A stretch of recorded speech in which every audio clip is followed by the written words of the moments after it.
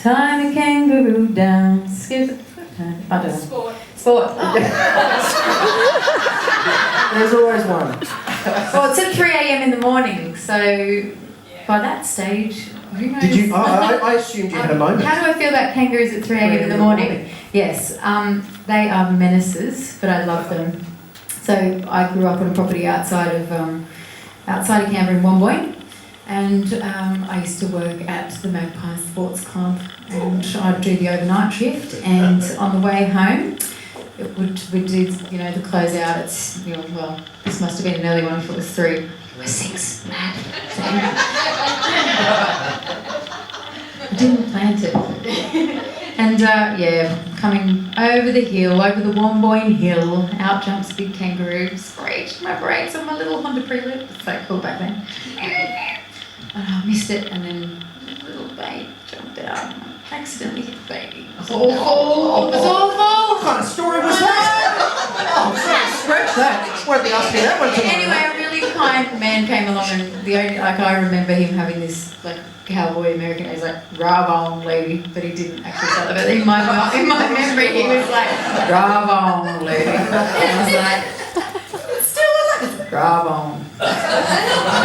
Fantastic. All right, let's go back to let's go somewhere else. Let's go back to the beginning of the journey. When did singing really click in for you? Is there a moment? Is there an age? Is there? The Rose. So true. What was that? The Rose.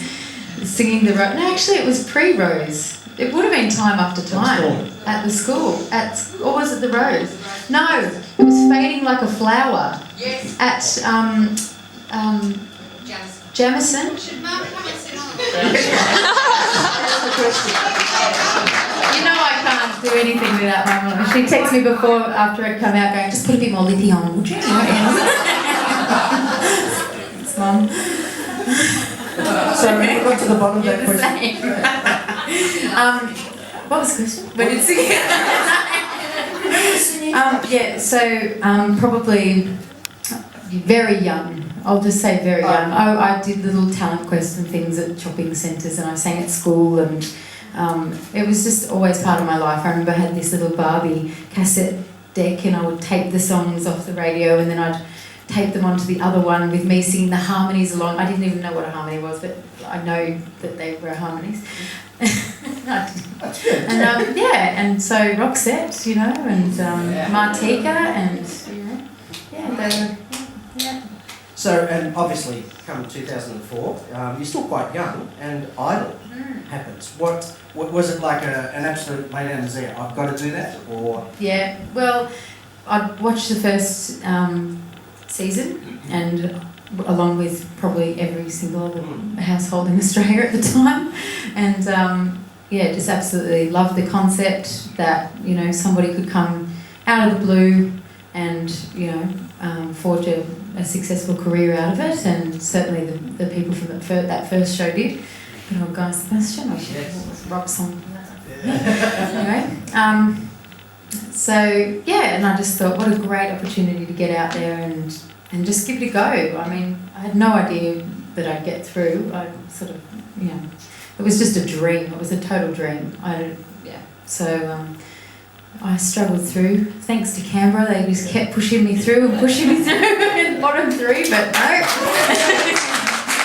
Week after week after week. But you had some tenacity, really, didn't you? Because you auditioned in Canberra. Yes, I did. Tell a story. Yeah, Amber and I auditioned in Canberra. We slept out at Bruce Stadium in our sleeping bags, and we woke up with frost all over us. And AMs. Do you remember that? It was freezing, wasn't it? And we were trying to keep our voices warm because it was just icy. So I got through. There's lots of rounds before you get to the actual judges. Clients, love you. And got through to them, and they were sort of like, but we're not really sure if you've got what it takes. And I was like, okay, thank you, bye, and just walked out. And as I was walking out in slow motion, turn around and say you do. And it was like, I can't turn around now. Oh, this is so awkward. And then, so anyway, I left the studio, and I just thought, I've got to go back and try again. So I looked up. Sydney auditions were on in a couple of weeks. Went, had some more singing lessons, and worked on a bit of a spiel of what I might say if they did ask me, why should we give you this opportunity, and just went for it. And I said, I'm not taking no for an answer, and I stomped my foot. And, yeah, they let me through. Well, that's the tenacity side, isn't it? I mean, really, in this industry, and I'm sure you have learnt, even since then, how tough it is. It's extremely tough. Even with the backing of shows like that, and but what they do give you is a great fan base, and so you get that bottom up support. No, I didn't get a record deal afterwards. I started my own label, and been releasing my music out through that since then. And but what I have got is an amazing supportive fan base, especially here in Canberra. That because of those experiences, so I'm really, really grateful for that. And what more could you that's all you could ask for. So. And judges wise, Mark Holden, there was I have to bring it up. Well, look, he was the the good, bad, the ugly judge. I mean, you've got that. So so we talk about it being a tough industry, and criticism. Yeah. I mean, it's really not. It's not that. I don't know actually that it really is easy for anyone to do.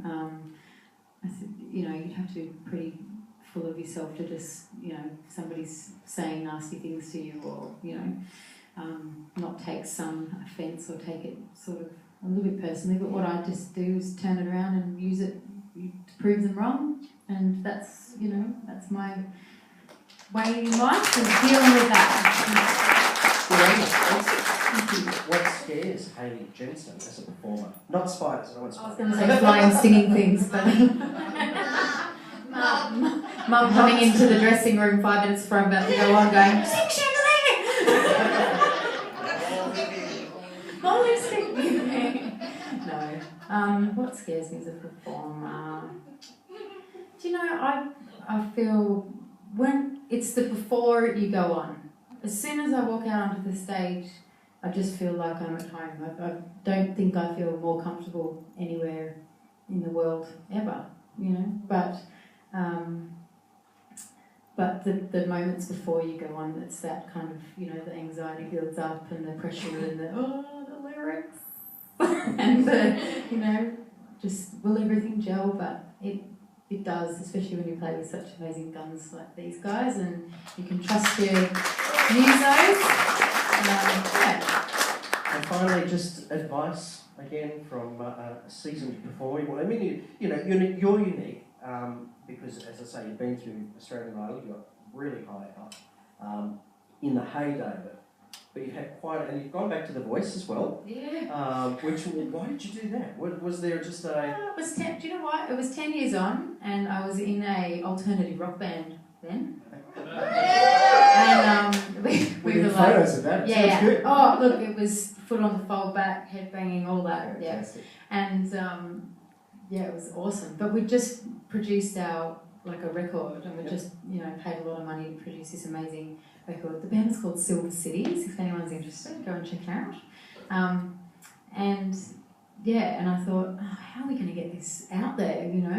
And I thought, I know, 10 years on, I'd give another shot, and it wouldn't matter if I didn't get past if I got through the blind audition or what have you, if they could do some little bit of a backstory and remind people, of me. And certainly back in Idol days, there was no social media. There was, there was a fan board, so we had our forums, but you'd sort of lose track of people over that time, and so it was great. So many people just came out of the woodwork that I, had remembered that had supported me back then. We were in the forums together, chatting away, and it was like, it was great to just sort of reconnect with everybody. So yeah, fantastic. Hayley Jensen, thank you very much. Thank you. Thank you. Now, before we